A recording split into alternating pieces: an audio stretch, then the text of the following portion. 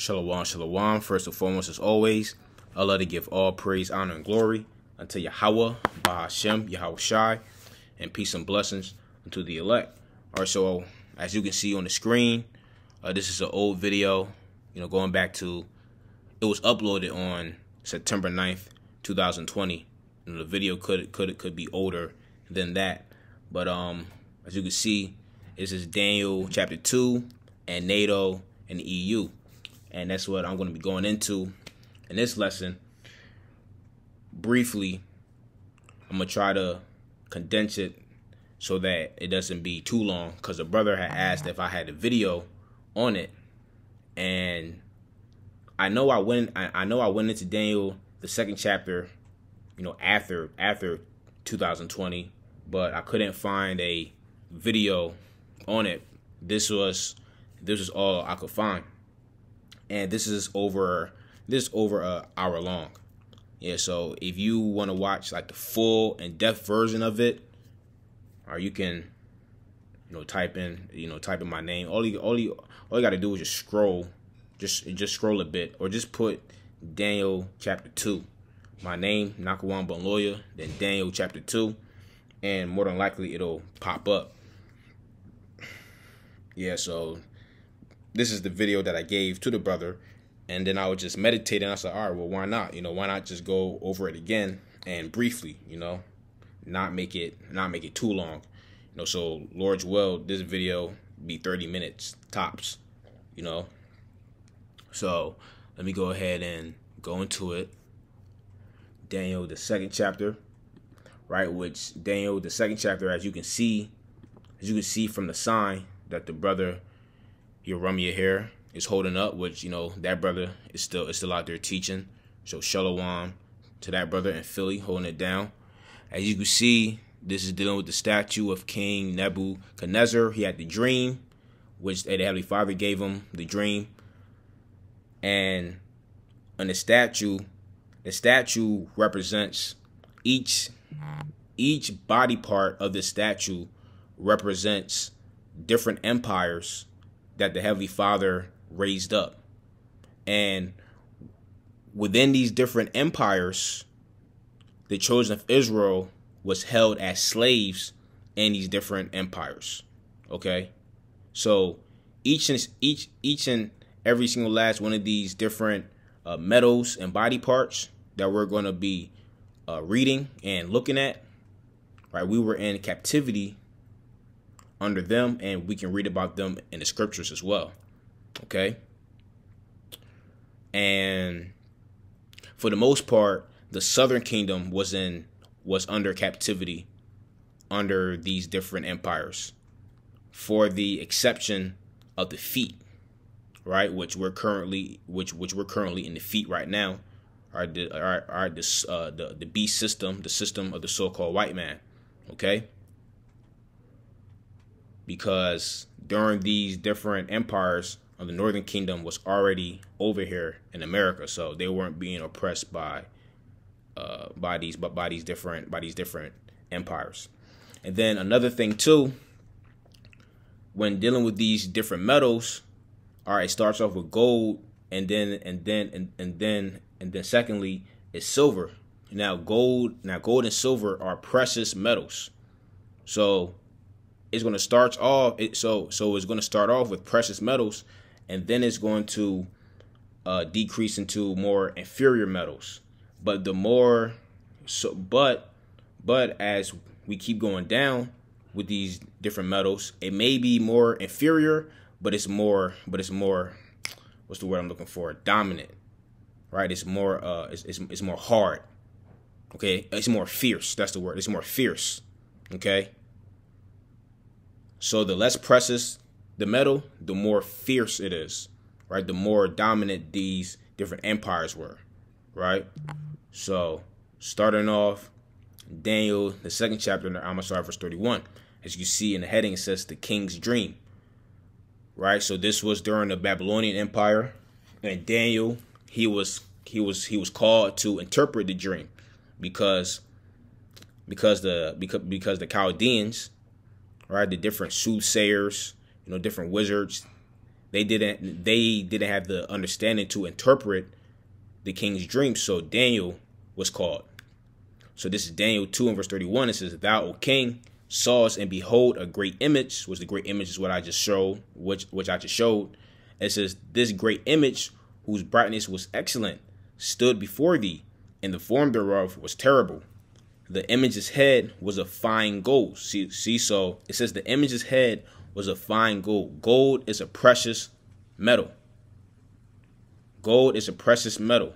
So it starts off with the best metal there is, which the head of fine gold represents the Babylonian Empire, right? Which was a great and beautiful empire, one of the best empires that ever erected on the earth, right? Secondly, it says his breast and his arms of silver. So it says his breast and his arms of silver. Now, silver is another precious metal, not as precious as gold, but yet still precious, yet still desirable, right? People love silver, right? So the breast and his arms of silver is dealing with the Medo-Persian Empire, right? The Medes and the Persians, which over time the Persians overtook the Medes, right? Which we were held captive to them as well. That was during the time of Ezra, Nehemiah, Esther, right? All right, so next, it says his belly and his thighs of brass. So now we're getting to brass, inferior metals, right? It may be inferior, right? But brass is a tough metal. And this is dealing with the Grecian Empire, which you had Philip of Macedonian. All right, he started wars along with his son, Alexander III, Alexander the Great. Right, that was a fierce empire.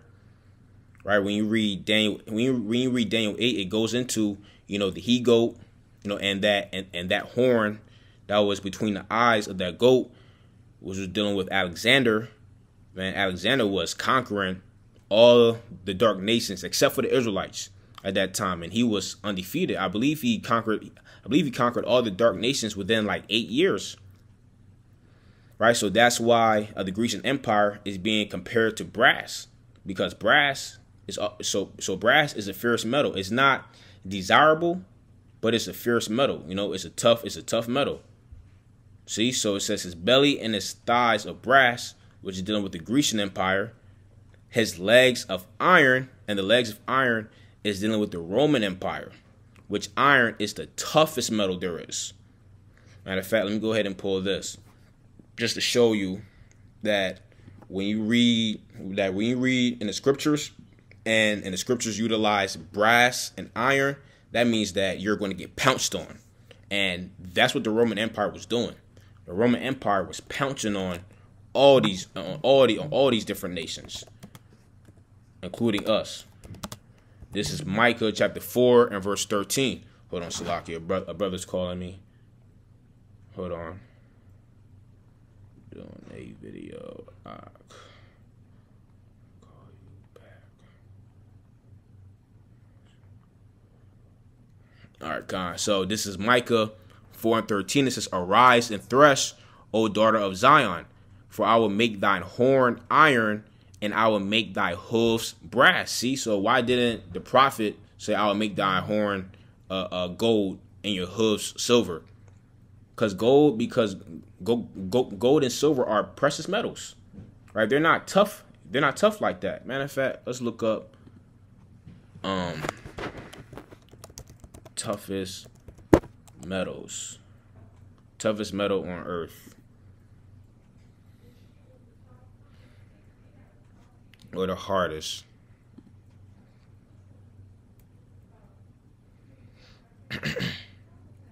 More than likely, that's iron. Not too sure. Tungsten.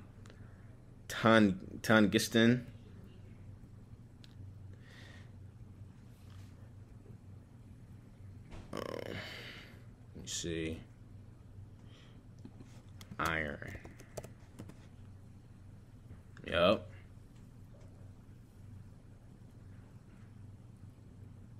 What is the strongest metal on earth? Iron.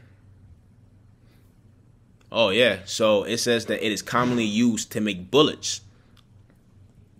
And I believe bullets is iron.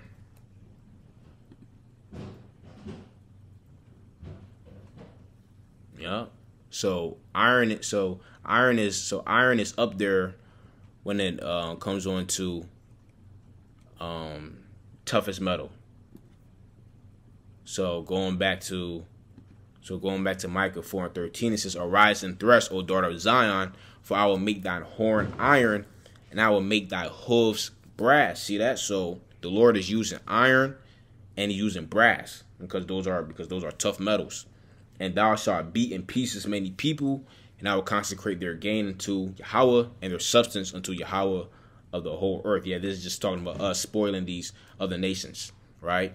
So boom. So going back to Daniel, the 2nd chapter, and verse 33 says his legs of iron. See that? So his legs of iron, which is dealing with the Roman Empire.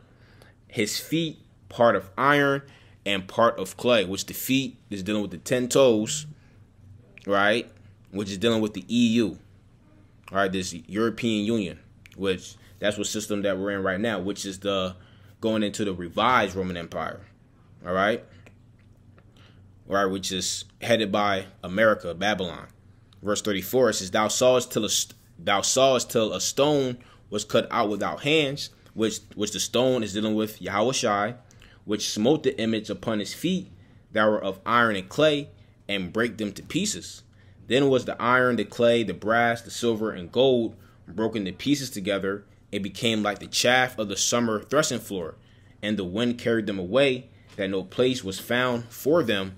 And the stone that smote the image became a great mountain and filled the whole earth. Yeah, that's right, because this talking about when it says, and became like the chaff of the summer threshing floor, and the wind carried them away, that no place was found for them. Yeah, because ultimately they're going to be in captivity under us, right? So they're no longer going to be in a position of rulership, right? Like it says in the book of Luke, where it talks about the time of the Gentiles being fulfilled, which that's the time that we're transitioning into, right? The time of the Gentiles being fulfilled, meaning what? These heathens are about to get out of a position of rulership. This is Luke 21 and verse 24. It says, and they shall fall by the edge of the sword, dealing with the children of Israel, and shall be led away captive unto all nations. Right, so this is dealing with 70 AD. And Jerusalem shall be trodden down of the Gentiles until the time of the Gentiles be fulfilled. That's right, showing you that Jerusalem is being trodden down by heathens, which are the so-called Jews. And it says until the time of the Gentiles be fulfilled. Yeah, when these nations get out of the power seat, starting with Esau, Edom. Right, so it says that no place, back to Daniel 2:35, and verse 35, it says that no place was found for them, and the stone that smote the image became a great mountain, which the stone is dealing with Yahushai, right? Yahushai is likened it to a stone. He's likened it to a rock, right? This is Ephesians, the 2nd chapter, Ephesians chapter 2. And verse 19, it says, now therefore ye are no more strangers and foreigners, but fellow citizens with the saints and of the household of the Heavenly Father, and are built upon the foundation of the apostles and prophets, Yahushua Hamashiach himself being the chief cornerstone. See that? So Yahushua is likened to a stone. Let's get 1 Peter, the 2nd chapter, and verse 6, it says, wherefore also it is contained in the scripture, behold, I lay in Zion a chief cornerstone, elect, precious, and he that believeth on him shall not be confounded. Unto you therefore which believe he is precious, but unto them which be disobedient, the stone which the builders disallowed, the same is made the head of the corner, and a stone of stumbling, and a rock of offense, even to them which stumble at the word, being disobedient, whereunto also they were disappointed. Right. So just hammering the point, just to reiterate, that rock or that stone that smote the image is dealing with Hamashiach. And it says, and the stone that smote the image became a great mountain, a great government, and filled the whole earth. Because why? The government is dealing with the government of Israel. Right? Because out of Hamashiach Yahushai will be the new rulers of the earth, the new governing body over the earth. Right? Which is dealing with Israel. Right? So when you go down, when you keep on going down, it's going to break down. It's actually going to break it down for you. Right? So it says the interpretation. Babylon, the first kingdom. See, boom. This is the dream. And we would tell the interpretation thereof before the king. Thou, O king, art king of kings. For the heavenly Father hath given thee a kingdom, power, and strength. And wheresoever the children of men dwell, the beasts of the field and the fowls of the heaven hath he given into thine hand, and hath made thee ruler over them all. Thou art this head of gold. See that? Thou art this head of gold. You king. King Nebuchadnezzar, that's over the whole realm right now. Which he was over the Babylonian Empire, the ruler of the Babylonian Empire. See? Verse 39. It says, Medo-Persia and Greece. And after thee shall arise another kingdom inferior to thee, which is dealing with the Medes and Persians, right? They came into rulership after the Babylonian Empire. And another third kingdom of brass, which is dealing with the Greeks, which shall bear rule over all the earth, right? Which, they say Westernization, right, started with the Greeks. That's when Esau and the so-called white man really started to make a name for themselves. Starting with the Greeks. Even over here in America has, Greek-rooted customs, right? Which is, more so influenced by ancient Rome, right? But they are still the same people. And even ancient Rome, they took, some customs and culture from the Greeks, because they're one and the same. But Esau really made a name for himself, starting with the Greeks. All right, verse 40, it says, And the fourth kingdom shall be strong as iron. For as much as iron breaketh in pieces and subdueth all things, and as iron that breaketh all these, shall it break in pieces and bruise. Yeah, because the ancient Roman Empire was fierce. They're called the Great Red Dragon. When you read Revelation, the 12th chapter, Revelation 20, right? At a Roman military, the Roman army, that was a army to be reckoned with. That was a fierce and terrible army, and they were stomping out any and everybody that was in their way, including us, right? Verse 41. And whereas thou sawest the feet and the toes, now the feet and the toes are dealing with the EU, right? Because typically, how many toes are on your feet, right?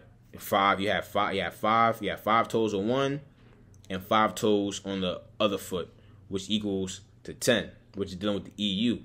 But you will say, well, in the EU had 12 original members though. So how is that possible? Which I have it pulled up right here, right? The Green Papers Worldwide, European Union and History, the original 12 EU member states, right? Which you count them up: 1, 2, 3, 4, 5, 6, 7, 8, 9, 10, 11, 12.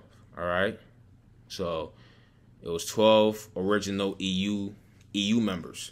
But the scriptures, when you read Daniel, the 2nd chapter, when you read Revelation 17, it talks about 10 horns. It talks about 10 horns and 10 toes, though. So is the scriptures wrong, or so what's going on here?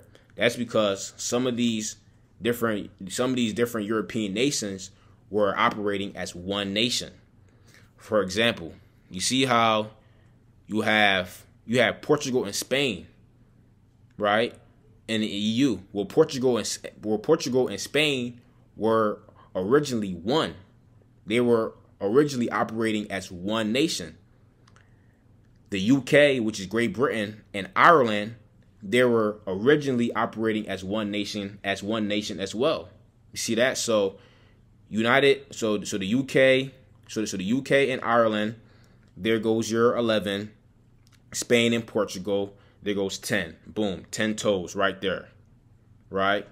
Which you had as it says right here, the Great Britain back in 2000. I want to say back in like 2019, right? They voted on June 2016. They withdrew from the EU, right? They withdrew from the EU. I want to say that officially happened back in like 2018, which was prophecy being fulfilled in Daniel, the 2nd chapter, right? But you see that? So, oh yeah, and I have a map of Europe to prove it too. So boom, let's go here. Yep, don't need this. So if you take a look at this map, right? Go ahead, blow it up. Boom, look at that. You got Portugal and Spain. See that? Look how. See that? Portugal and Spain are part of each other. See? Ireland and the UK. Boom. Connected right with each other. See? They were operating as one originally. United Kingdom and Ireland and Portugal and Spain. See? So boom. So it was 12. So it was 12 original members, but again, four of these nations were operating as one nation. Portugal and Spain, United Kingdom and Ireland. So there goes your 10 toes or your 10 horns right there. All right. So back to Daniel chapter 2 and verse 41. It says, "And whereas thou sawest the feet and toes, part of potter's clay and part of iron, the kingdom shall be divided." And it's divided because it's partly strong and partly weak. And then we also see divisions within the EU. Right? We saw Great Britain leaving EU. Right? We see different skirmishes and schisms within the house of Esau. Divided house. But it says, "But there shall be in it of the strength of the iron, for as much as thou sawest the iron mixed with miry clay. And as the toes of the feet were part iron and part of clay, so the kingdom shall be partly strong and partly broken." That's right. Which within the EU, you have strong nations and you have weak nations. Okay, dealing with their economy and also dealing with their military as well. All right, like for example, all right, I pulled up the GDP, right, which this is updated. This is from February 2023. Right, this is from the World Economic Forum, which is dealing with different the different EU nations, right? The different GDPs of these different EU members, right? Which what you see, Germany is dominating, right? You have France up in there, you have Italy up in there. They would be part of the iron, of the partly strong. Now let's go ahead and they would be a part of the partly strong. Porous EU. Let's see who will be of the clay, the soft. Let's see who sucks. Let's see who sucks in the EU. Which all these Edomites sucks, but porous economy and EU. Let's see.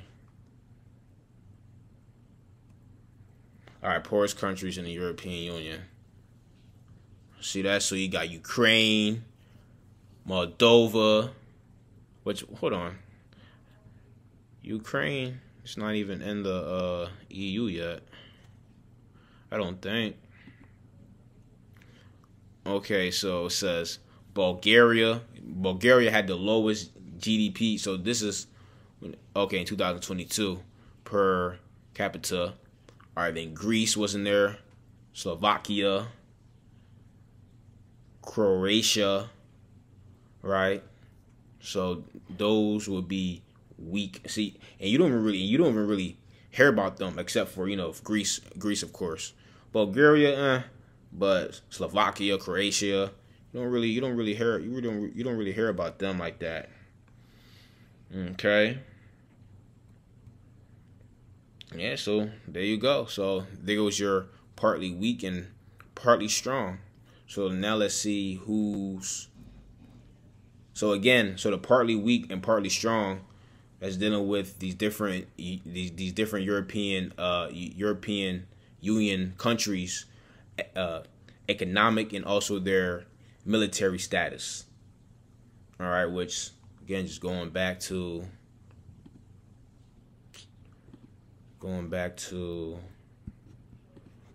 the article I had pulled up, the World Economic Forum.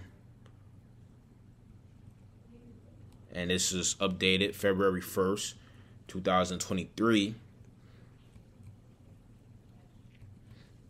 Right, Germany, they're at the top. Right, you got France, Italy, Spain. Right, Netherlands, Poland. Right, they up there. So let's see who's all the way at the bottom. Let me see if they give that to me. Let's see if they give that to me. Let's see here.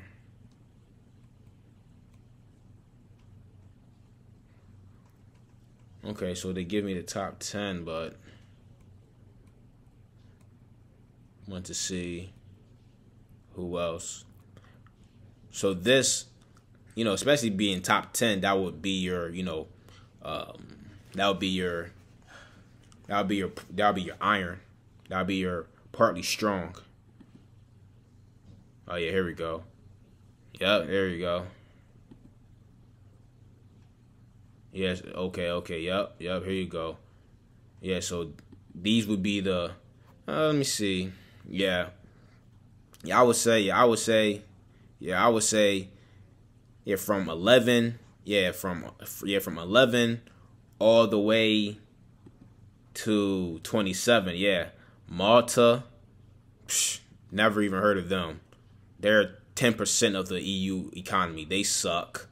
Cyprus, all right, so this, Croatia, Lithuania, yeah, they suck. So they would be the partly broken. Yep, they would be the partly broken of the feet. So they would be the part of clay, because they're poor. They suck. And as far as the other nations go, like Germany, Italy, Spain, France, etc., they would be part of the iron because they have a strong economy. They have a strong GDP. These other European countries, they don't have a strong GDP. They suck. Yep, they suck. Starting from Denmark. You got Romania. I don't know how to say this, so I ain't gonna say it. Finland, Portugal, Greece, Hungary, Slovakia, Bulgaria, Luxembourg, they all suck. So now let's go into their military. Strongest EU military. Let's see what they're talking about. Let's see what they're talking about. Militaries in Europe. Let's see. Obviously, Russia wouldn't count. Let me see. Strong. How'd I word it? EU members with Strongest military. Okay, so European Union after Russia, the UK, they'll have the strongest. France and Italy, according to them. Okay.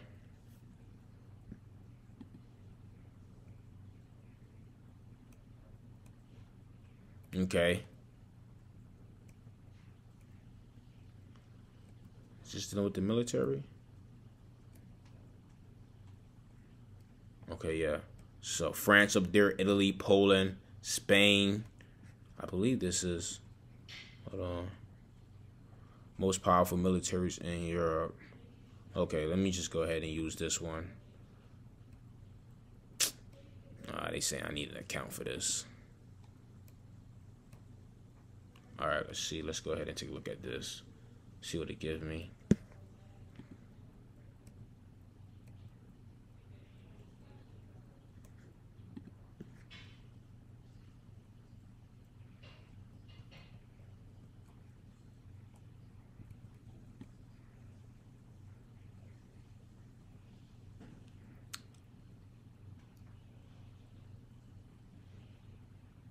It's not really giving me what I want, but we'll just we'll just go off of this. We'll just go off of this. What it says. All right, yeah. Slack it, y'all. Okay, so boom.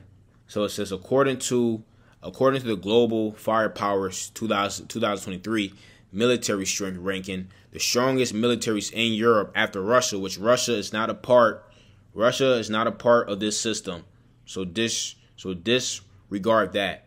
It says we're just dealing with the European Union here. So are currently the UK, France, and Italy. Right? The UK's position is mostly due to its manpower and air power, while France can count on a strong helicopter fleet and several destroyer warships. Right, Italy had 404 helicopters and 2 aircraft carriers as of January 2023. Poland was 5th in the ranking. All right, so boom. So Poland is up there. The UK, France, and Italy when it comes on to their military. All right. Okay. So here we are. So we have an idea of what nations are carrying the load as far as their economy and also their military in the EU, right? So verse 43, it says, "And whereas thou sawest iron mixed with miry clay, they shall mingle themselves with the seed of men, but they shall not cleave one to another, even as iron is not mixed with clay." Verse 44, it says, "And in the days of these kings shall the power of heaven set up a kingdom, which shall never be destroyed, and the kingdom shall not be left to other people, but it shall break in pieces and consume all these kingdoms, and it shall stand forever." And this is obviously dealing with our kingdom, right? The kingdom of Yasharallah. All right, so I'm gonna close on that. Yahweh Tazah, you brothers and sisters were edified. Till next time, Shalom.